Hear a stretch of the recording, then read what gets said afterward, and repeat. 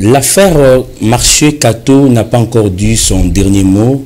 Accusé par les comités de gestion d'obtenir illégalement plus de 500 tables, Guy-André Tshimanga Lutumba est notre invité. Mesdames et messieurs, bienvenue dans Entretien. Guy-André Tshimanga, bonjour. Bonjour. Je rappelle que vous êtes président national du syndicat RANECO, Rassemblement national pour l'épanouissement des entreprises congolaises. Vous êtes aussi licencié en fiscalité, défenseur des droits humains, actuellement conseiller communal élu de la commune de Kinshasa, et vous êtes aussi également étudiant à l'université libre de Kinshasa, ILK. Certainement. Alors, la première question que j'ai envie de vous poser, vous accusez les comités de gestion du marché de détourner plus de 2 millions de dollars. Est-ce que vous affirmez encore ces accusations? J'affirme aujourd'hui. Je suis passé dans votre émission parce que j'ai été cité plusieurs fois. Et je viens pour apporter des preuves, apporter aussi la précision. Mais avant d'y arriver, puisqu'il y a eu beaucoup de choses qui se sont parlées autour de moi, je voudrais donner un éclairage. Parce que dernièrement, vous avez accueilli un invité ici qui m'a vraiment éclaboussé.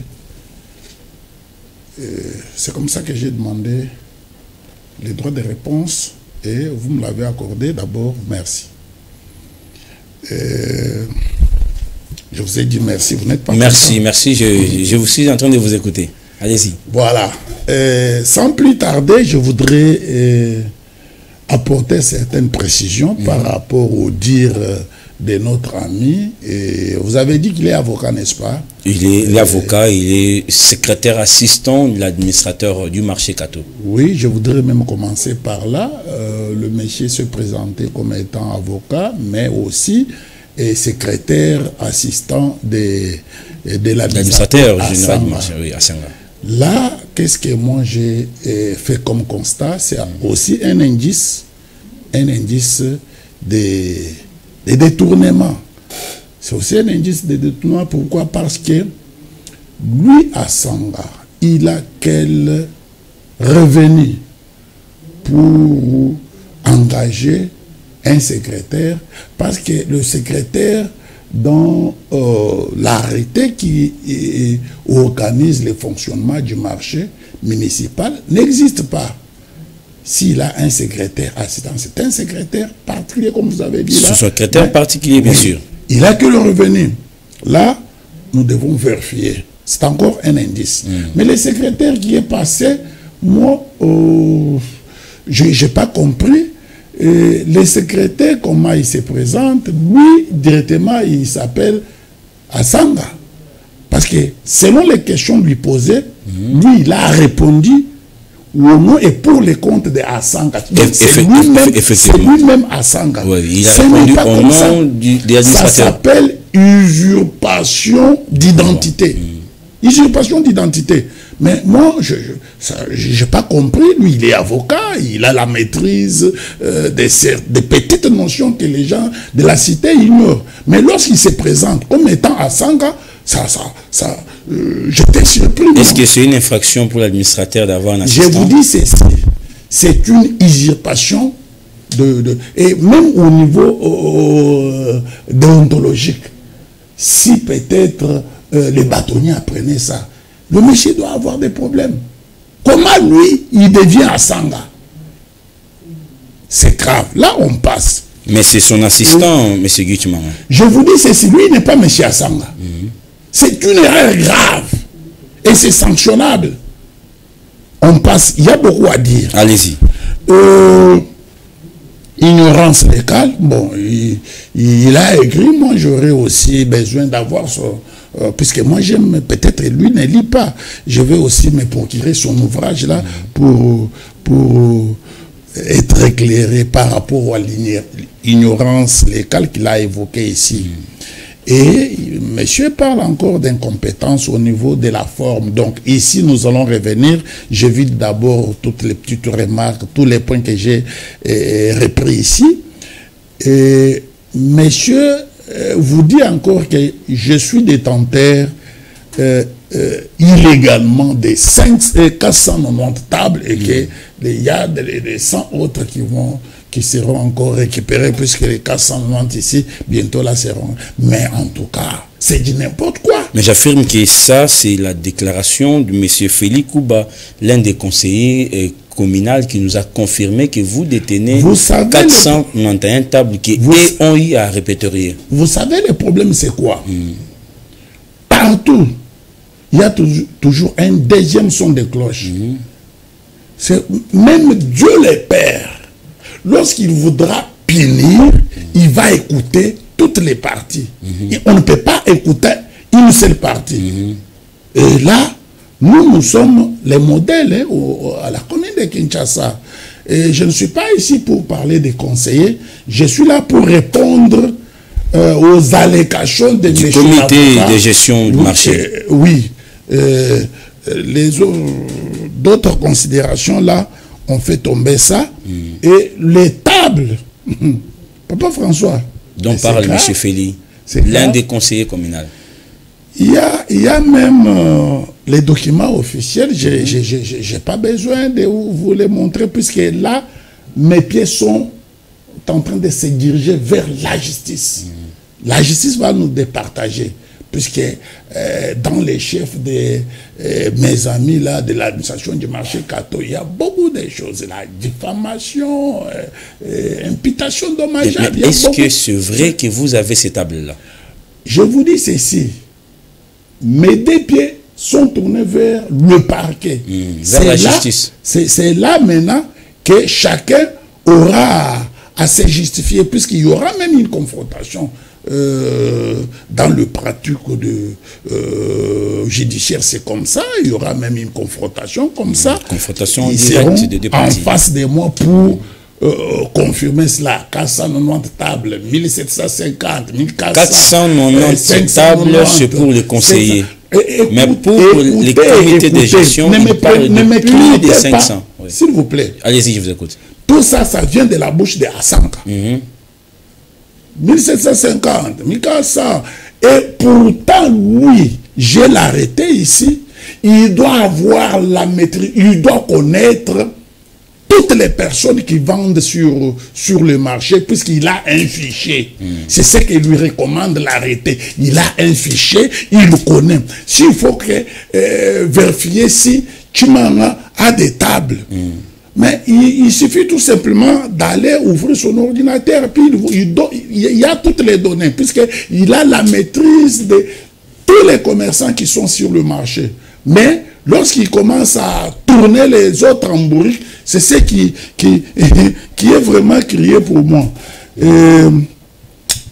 Là, on va y revenir, mais ailleurs.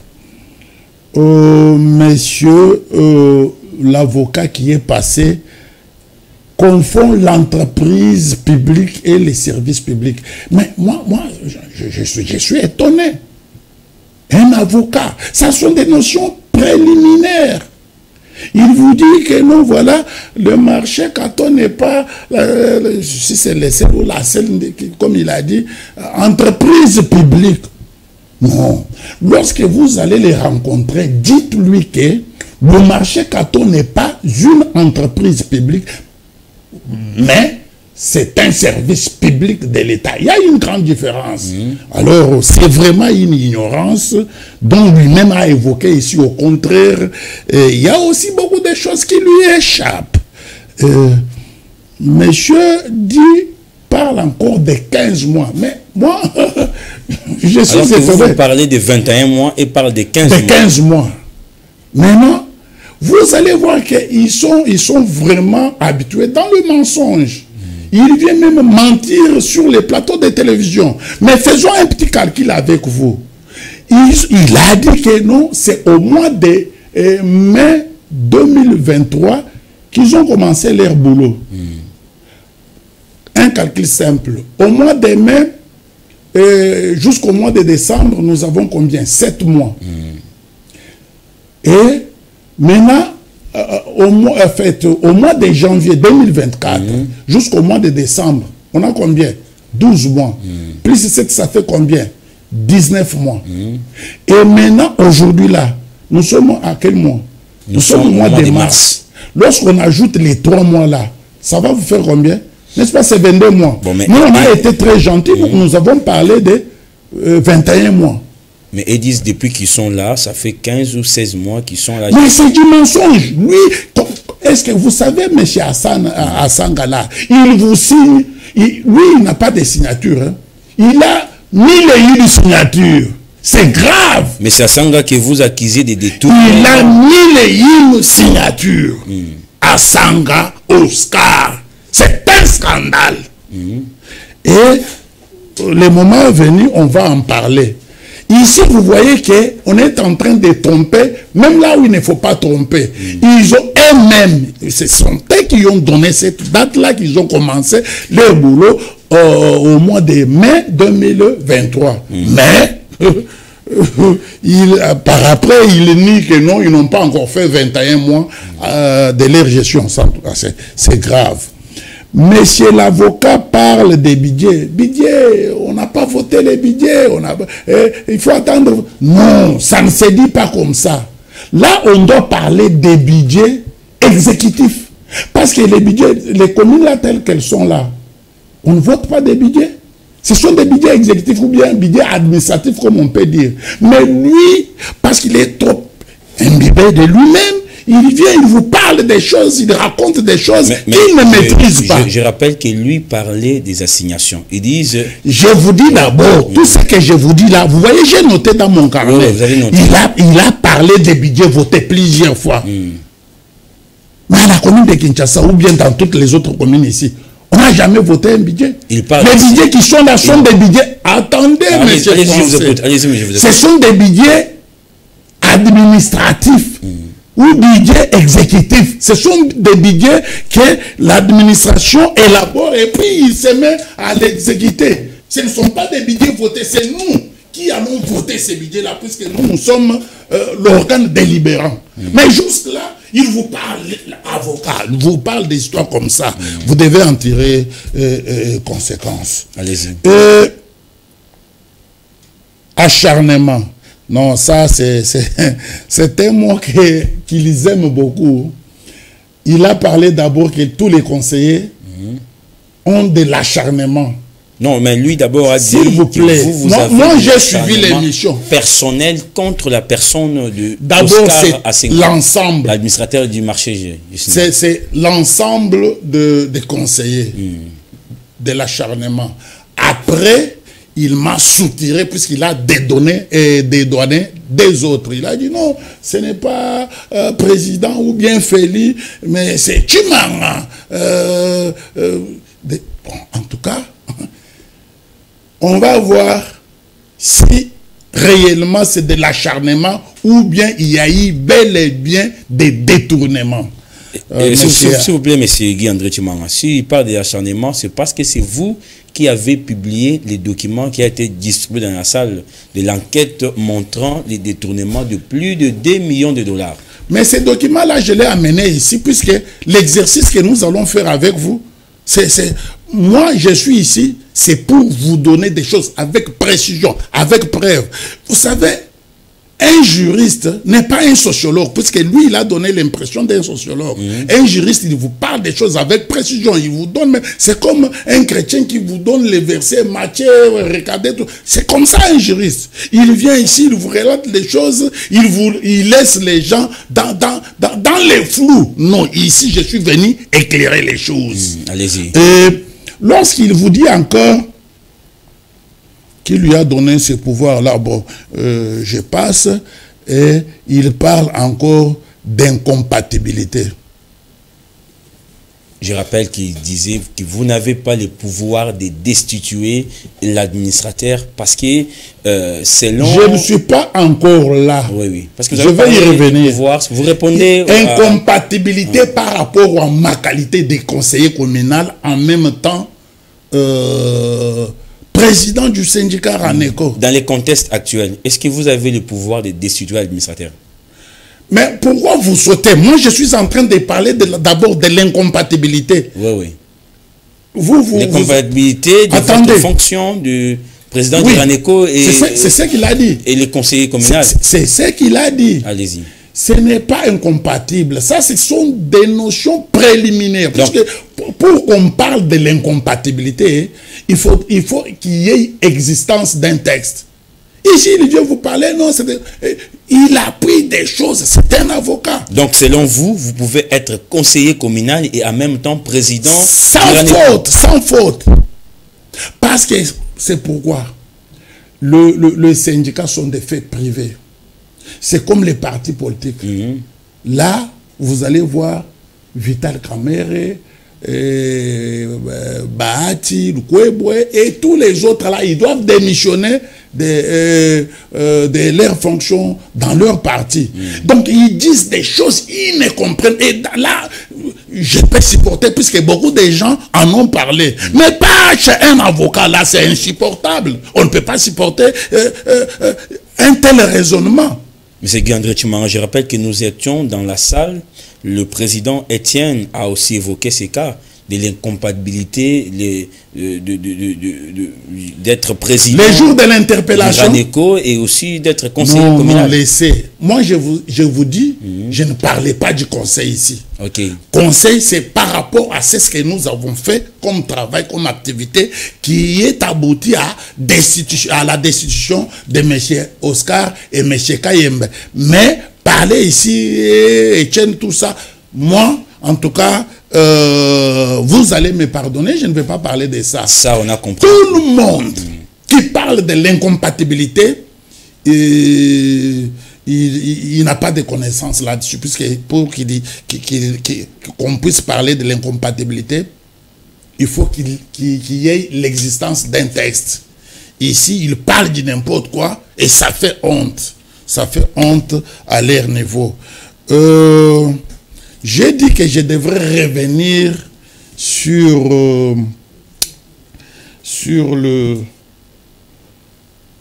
la question que vous venez de poser tout à l'heure, c'est quoi? La redevabilité des bourgmestres. J'ai dit dans les contextes actuels, est-ce que vous avez le pouvoir de destituer l'administrateur?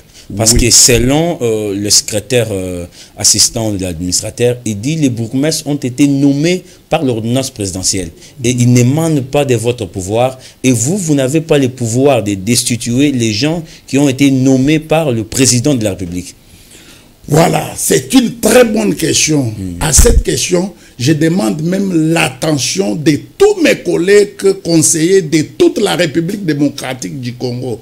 Parce que j'avais encore effleuré sur cette question sur une chaîne de la place, excusez-moi de les citer, Congo Web, depuis le mois de juin.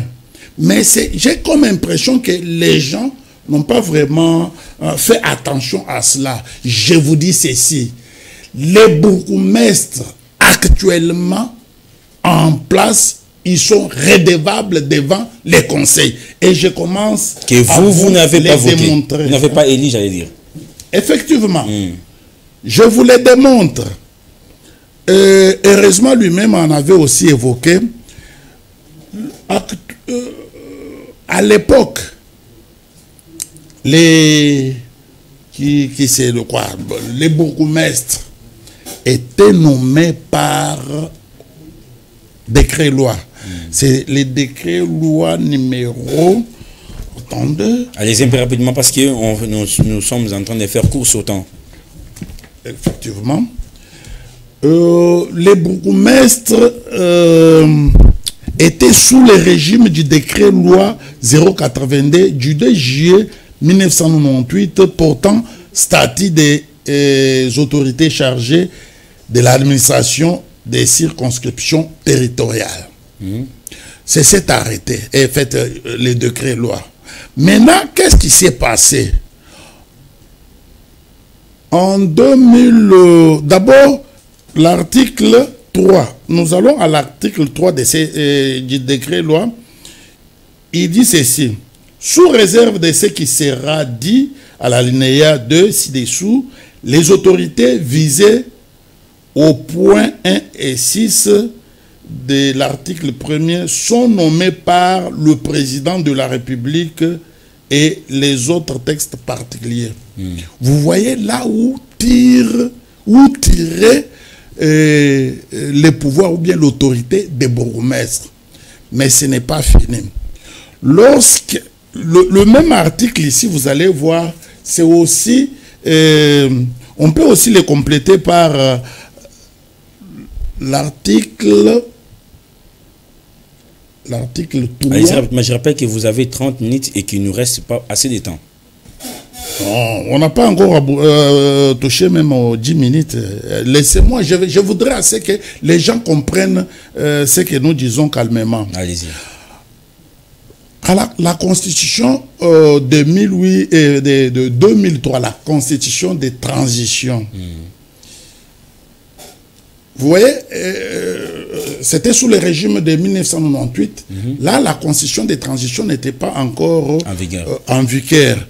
La constitution est venue en 2003 et vous allez voir la constitution a reconduit les décrets-lois de 1998. Qu'est-ce qu'on dit à l'article 5 de cette constitution? Je peux même sauter l'article 5. Mais la constitution qui nous régime actuellement, c'est la constitution de 2006, j'allais dire, j'ai précisé. Oui, oui. Ici, je suis encore... C'est une historique. Hein? Allez-y. Article 203 de la Constitution dit « La législation actuelle en vigueur, pour autant qu'elle n'est pas contraire à la Constitution de la transition, reste applicable aussi longtemps qu'elle n'aura pas été modifiée ou abrogée. » Donc, nous sommes restés sous ces dispositions ici jusqu'à aujourd'hui. Les dispositions de l'article 203 de la Constitution. Mais qu'est-ce qu'il y a au fond? En 2006, vous savez que nous avons eu une autre constitution. Publiée par Comme nous avons eu une autre Kabila. constitution, on dit qu'il y a la mise à mort de l'ancienne constitution qui était la constitution de la transition. Et à l'article... à l'article 3 de cette constitution, la nouvelle constitution de 2006, on dit quoi? La composition, l'organisation, le fonctionnement des entités territoriales décentralisées ainsi que les rapports avec l'État et les provinces sont fixés par une loi organique. Et vous allez m'excuser, la loi organique, je ne l'ai pas ici. Rapidement. Faites déjà la synthèse. Est-ce que vous avez le pouvoir de destituer l'administrateur dans le contexte actuel dès lors que les bourgmestres qu'il a nommés et ils sont là par ordonnance présidentielle? Allez-y rapidement. Oui, c'est ce que je suis en train de vous chercher ici. Lorsque vous allez à l'article 126 de la loi sur les entités territoriales décentralisées. Attendez. Vous n'avez pas encore trouvé? Je n'ai pas trouvé, s'il vous plaît. Je vous rappelle que les temps vont nous faire défaut.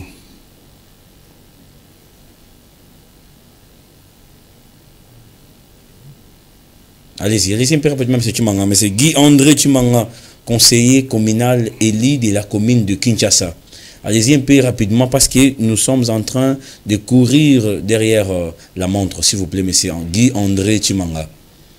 S'il vous plaît, si on peut d'abord arrêter, je cherche la loi. Non, nous sommes en direct, il n'y a pas moyen qu'on arrête. On est en direct? Oui, oui, nous sommes en direct. Ah, mais il fallait me dire, oh, mais... Nous sommes en direct. Vous me surprenez. Nous sommes en direct. J'étais en train de dire oui, ceci. Parce que je n'ai pas retrouvé la loi. Vous savez? Que dit cette loi-là, rapidement? Que dit cette loi? À l'article 126, oui. On dit qu'en attendant les élections des conseillers communaux, maires et consorts, les institutions en place restent. C'est-à-dire que les bourgmestres qui sont en place, à l'article 126 de la loi que je cite ici. Donc, comme il y a eu déjà élection, c'est-à-dire que les bourgmestres là doivent dépendre des conseillers. Parce que la loi, puisque c'est une mode, un mode de désignation. Le mode de désignation des bourgmestres à l'époque, c'était la nomination. Actuellement, ce sont les élections. Et les élections, les gens qui devraient élire les bourgmestres n'étaient pas encore là.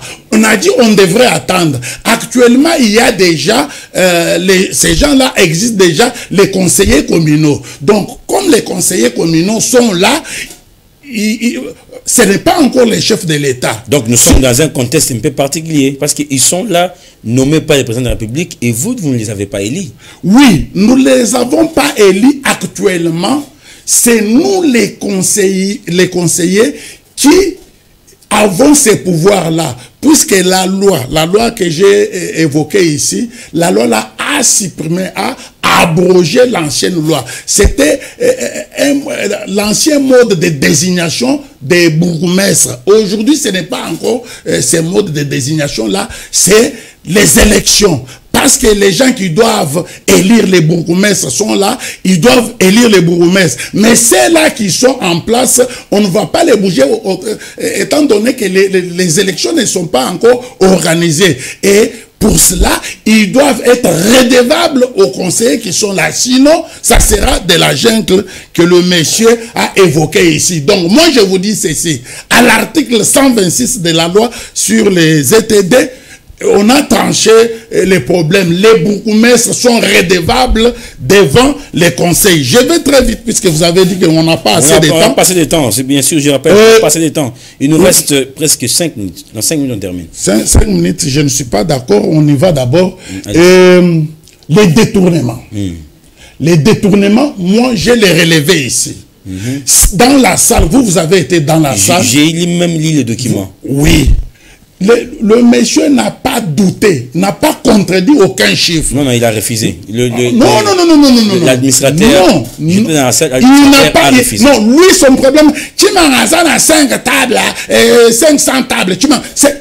Est-ce que, rappelle-moi, qu'est-ce qu'il avait dit? Je rappelle que les 500 tables dont vous n'avez pas toujours répondu. Si vous en avez... Pourquoi vous voulez m'embrouiller? Moi, je suis dans autre chose, puisque nous devons parler des détournements. C'est juste un rappel, M. Guy André. Oui, non, j'ai dit ceci. Dans la salle, M. Asanga n'a pas contredit aucun chiffre. Et vous étiez dans la salle. Ici, nous avons... d'abord par jour, parce que les gens vous ont parlé de la pluie, des histoires... Mais il a plutôt rappelé que l'assignation qui lui a été donnée, il dépasse même son assignation. Moi, je n'ai même pas fait allusion, parce que c'est moi l'interpellateur. Voilà. J'ai d'abord enquêté, j'ai vérifié, et la sanction est tombée. Moi, j'ai vérifié, j'ai trouvé que M. Asanga détourne 2350 quelque chose par jour. Ouais. Et même s'il pleuvait, même pendant une semaine, est-ce que ça peut diminuer ce montant de combien? Même s'il y aurait eu deuil, d'ailleurs l'année passée, j'ai vu, il n'y avait aucun deuil sur le marché. Donc d'abord ici, au niveau de la taxe d'étalage, M. Asanga, il détourne 2350 $ chaque jour. Et la totalité pendant 21 mois, nous avons trouvé 1 283 295. Ça, c'est Asanga. Par mois? Et non. Pendant 21 mois. 21 mois. Ce montant ici. Et nous retournons. Moi, je remercie aussi les conseillers, parce que c'est comme si on s'était attribué des tâches. On y va. Et s'il faudra m'ajouter des minutes, il faudra m'ajouter des minutes. Allez-y, tournons vers la fin. Là, il faut voir les services commerciaux, s'il vous plaît. Il y a tenaciers des magasins. J'ai les récits ici. Les tenaciers des magasins. Il nous reste 2 minutes, effectivement. Allez-y. Là, c'est vraiment inutile. Il me reste 2 minutes, ici, ce sont des fiches Je vais vérifier. Après, je vais vérifier mon temps. Parce qu'ils ont parlé pendant 30 minutes. Et là, moi, j'ai comme impression on n'a même pas fait 15 minutes. Non, non, non, non. Nous sommes déjà dans les Ici, ce sont des fiches. Oui.